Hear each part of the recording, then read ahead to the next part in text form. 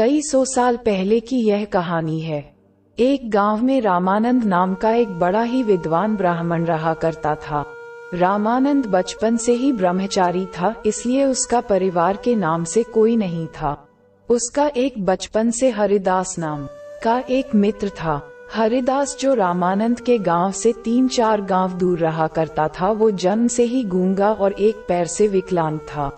एक बार रामानंद को जब मानसिक अशांति सी होने लगी, तब उसने सोचा अपने बचपन के मित्र से मुलाकात की जाए तो कुछ शांति मिले। ऐसा सोचकर रामानंद हरिदास के गांव जाने के लिए निकल पड़ता है।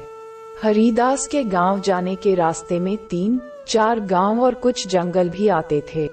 रामानंद जब जंगल से होते हुए गुजर रहा था, तब उसके साथ सफर में महाकाल नाम का एक आदमी जुड़ गया। महाकाल का साथ पाकर रामानंद को भी अच्छा लगा और बातों बातों में उनका सफर अच्छा कटने लगा। चलते चलते रास्ते में जब पहला गांव आया, तब महाकाल ने रामानंद से कहा कि तुम आगे बढ़ो, मेरा इस गांव में कुछ काम है, उसे खत्म करके मैं तुम्हें आगे मिलता हूँ। रामानंद ने अपना सफर धीरे धीरे जारी रखा। वह अपने सफर में थोड़ा ही आगे बढ़ा था कि उसे पता चला उस गांव में कोई फांसी लगाकर मर गया है। आगे महाकाल फिर उसके सफर में साथ हो गया। वह दोनों अपना सफर जारी रखते हुए आगे बढ़ते गए। कई मीलों तक चलने के बाद फिर से एक गांव रास्ते में पड़ा, जहां फिर से महाकाल ने रामानंद से कहा कि मेरा इस गांव में कुछ काम है, जो पूरा कर मैं तुम्हें आगे मिलता हूँ। और वह उस गांव में चला गया। रामानंद ने फिर धीरे धीरे अपना सफर जारी रखा और थोड़ा आगे जाकर उसे खबर मिली कि उस गांव में एक आदमी को सांप काट लिया और वह आदमी मर गया।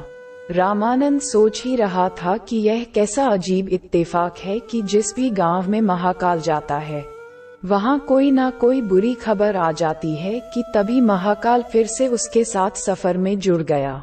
हालांकि रामानंद पूछना चाहता था, लेकिन वह महाक से हिचकिचाहट के वजह से कोई सवाल नहीं पूछ पाया। कुछ घंटों तक चलने के बाद फिर से एक गांव आया और फिर से महाकाल उस गांव में चला गया। और जब वह लौट के आया, तब तक रामानंद को पहले से पता चल चुका था कि उस गांव में आग लगने की वजह से कई लोगों की जान जा चुकी है। क्योंकि रामानंद इस बार आगे नहीं बढ़ा था और उसी गांव के पास वाले मंदिर पर रुककर ये सब देख रहा था। जब महाकाल रामानंद के पास वापस आया, तो इस बार रामानंद से रहा नहीं गया और उसने महाकाल से पूछा कि आखिर तुम कौन हो और क्या राज है कि तुम जहाँ भी जाते हो वहाँ पर कोई ना कोई मर जाता है। रामानंद के पूछने पर महाकाल ने उसे सच सच बता दिया कि वह असल में यमराजा का एक दूत है, जिसका काम ही लोगों की जान निकालना है। अब तक जो भी हुआ था वह सब देखते हुए रामानंद को उसकी बात तो सच लग रही थी, लेकिन पूरी तरह से विश्वास नहीं हो रहा था। इसलिए उसने महाकाल से पूछ लिया, बताओ अब आगे किसकी मृत्यु होने वाली है। महाकाल, जो कई समय से रामानंद के साथ चल रहा था, उसे रामानंद का स्वभाव अच्छा लगा था, इसलिए उसने कुछ भी नहीं छुपाया। उसने रामानंद को बताया कि आगे जिस व्यक्ति की मृत्यु होने वाली है वो कोई और नहीं बल्कि जिसे तुम मिलने जा रहे हो वही है।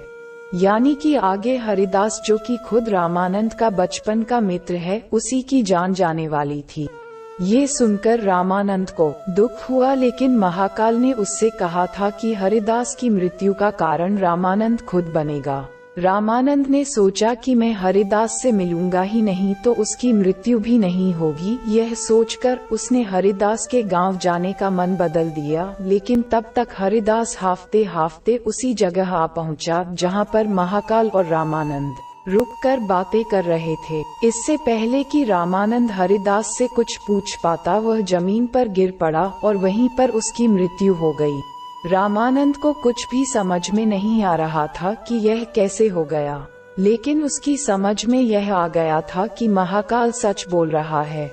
रामानंद ने महाकाल से पूछा, आपने तो कहा था कि हरिदास की मृत्यु का कारण मैं बनूंगा, किंतु ये तो मुझे मिले बिना ही मर गया, ऐसा कैसे हुआ। महाकाल ने रामानंद से कहा, उसकी मृत्यु का कारण अब भी तुम ही हो, क्योंकि ये 2 गांव पहले से ही तुम्हारा पीछा कर रहा था। इसने तुम्हें देख लिया था, लेकिन गूंगा और एक पैर से अपंग होने की वजह से ये तुम्हारी जितनी तेजी से तुम्हारी तरफ बढ़ नहीं पाया और नहीं तुम्हारा ध्यान अपनी तरफ खींच पाया। बेचारा लगातार तुम्हारा पीछा करता रहा।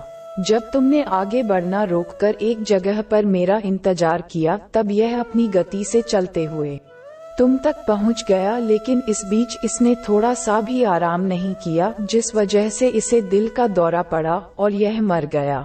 अपने बचपन के मित्र की मृत्यु से दुखी और यह जानकर और भी ज्यादा दुखी कि उसकी मृत्यु का कारण भी वह खुद ही है, रामानंद बहुत रोया। रामानंद ने खुद को संभाला और अपने मित्र की अंतिम क्रिया अच्छे से समाप्त की और अपने गांव की तरफ लौटने लगा। जाते जाते रामानंद के मन में सवाल उठा कि उसकी मृत्यु कब होने वाली है, ये पता किया जाए। कुतूहलवश रामानंद ने महाकाल से विनती की कि वह उसे खुद की मृत्यु का समय और कारण बताएं।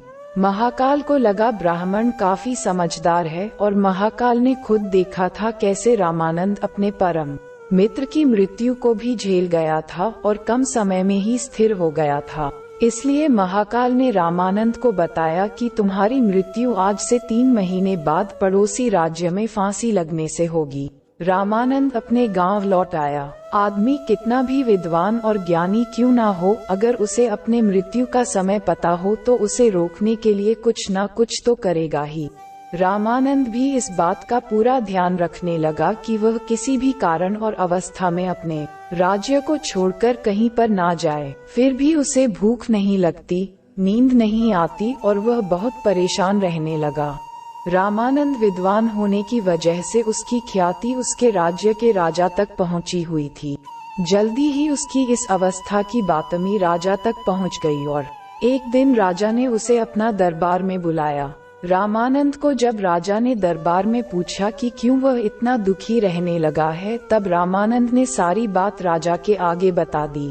राजा समेत सभी दरबारियों को इस बात से काफी आश्चर्य हुआ, क्योंकि सब लोग जानते थे कि रामानंद कभी झूठ नहीं बोलता है। इसलिए सभी ने विचार विमर्श करके रामानंद को राजा के महल में ही सुरक्षित स्थान पर रखने का फैसला किया। राजा ने अपने ही महल में रामानंद को रहने के लिए एक बहुत आलीशान कमरा दिया। राजा चाहता था कि रामानंद उसके महल में कैदी की तरह महसूस न करे, इसलिए सभी नौकरों को और सिपाहियों को आदेश दिया कि रामानंद को कहीं भी आने जाने से रोका ना जाए। राजा के महल में रामानंद अब अपने आप को थोड़ा सा सुरक्षित महसूस करने लगा, लेकिन कभी भी वह रात को गहरी नींद नहीं सो पाता था। उसे बचपन में नींद में चलने की बीमारी थी और यह बीमारी तब ज्यादा असर करती है जब आदमी चिंता में सोए या गहरी नींद ना ले पाए। राजा के महल में रहकर उसकी यह बीमारी अब काफी बढ़ गई, लेकिन इस बात का उसे पता नहीं था और उसे राजा के आदेश होने के वजह से कोई भी नौकर या सिपाही कहीं भी आने जाने से नहीं रोकता था।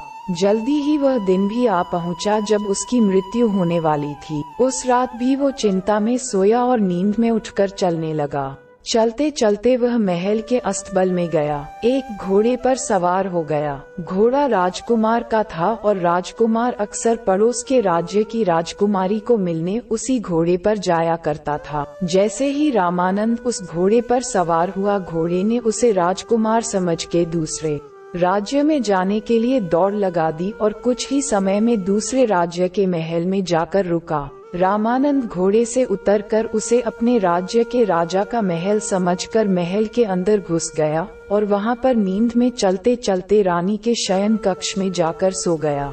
सुबह जब रानी उठी तो एक पराये पुरुष को अपने कक्ष में सोते हुए देख बहुत डर गई और तुरंत राजा को बुलाया। ये नजारा देख राजा को बहुत गुस्सा आया। राजा ने तुरंत दरबार बुलाया। वहां पर रामानंद को हाजिर किया गया और उसे फांसी पर लटकाने की सजा सुनाई गई। रामानंद ने राजा से अपने निर्दोष होने की सफाई देते हुए कहा, महाराज, मुझे नहीं पता कि मैं कैसे आपके महल में आ गया। आप ही सोचिए कि किसी की भी इतनी हिम्मत हो सकती है कि आपके राज्य में आकर आप ही की रानी के बगल में सो जाएं और उसके साथ घटी 3 महीने पहले की घटना और महाकाल के बारे में सारी सच्चाई बता दी। राजा को भी रामानंद की बात में कुछ तर्क लगा, इसलिए राजा ने अपने पड़ोसी राज्य से रामानंद की कई बातों की पुष्टि करवाई। तब उसे पता चला कि वह पिछले कई दिनों से पड़ोसी राजा के राज्य में मेहमान की तरह रह रहा था। राजा ने फिर से दरबार बुलाया और अपनी दी गई सजा पर विचार विमर्श करने के लिए कहा। सभी चाहते थे कि रामानंद को सजा नहीं होनी चाहिए, लेकिन सब ये भी चाहते थे कि राजा की कही हुई बात का मान भी रखा जाए। काफी सोच विचार करने के बाद सब इस बात पर सहमत हुए कि एक कच्ची सूत की डोरी से रामानंद को फांसी दी जाए, जिससे वह रस्सी टूट जाएगी, रामानंद की मृत्यु भी नहीं होगी और राजा की बात भी रह जाएगी। यह फैसला सुनकर रामानंद भी खुश हुआ और खुशी खुशी सूत की डोरी से फांसी लगाने के लिए राजी हो गया। रामानंद को डोरी फांसी लगाई गई। वह डोरी रामानंद का वजन नहीं संभाल पाए और टूट गई, लेकिन टूटने से पहले पतली होने के कारण डोरी से रामानंद के गले की एक नस कट गई और काफी खून बहने की वजह से रामानंद की वहीं पर मौत हो गई। कहानी की गहरी बात दोस्तों, इसीलिए कहते हैं कि मृत्यु अटल है, लेकिन मृत्यु से पहले के जीवन को हम अपने मृत्यु के बारे में सोच सोच कर व्यर्थ नहीं कर सकते। एक दिन तो सबको मरना है, लेकिन मरने से पहले जितना जी सके हमें जी लेना चाहिए। इस कहानी से सबसे गहरी बात जो हमें सीखने को मिलती है वो ये है कि हमें ना भूतकाल में ना भविष्य काल में, बल्कि हमें वर्तमान काल में जीना चाहिए।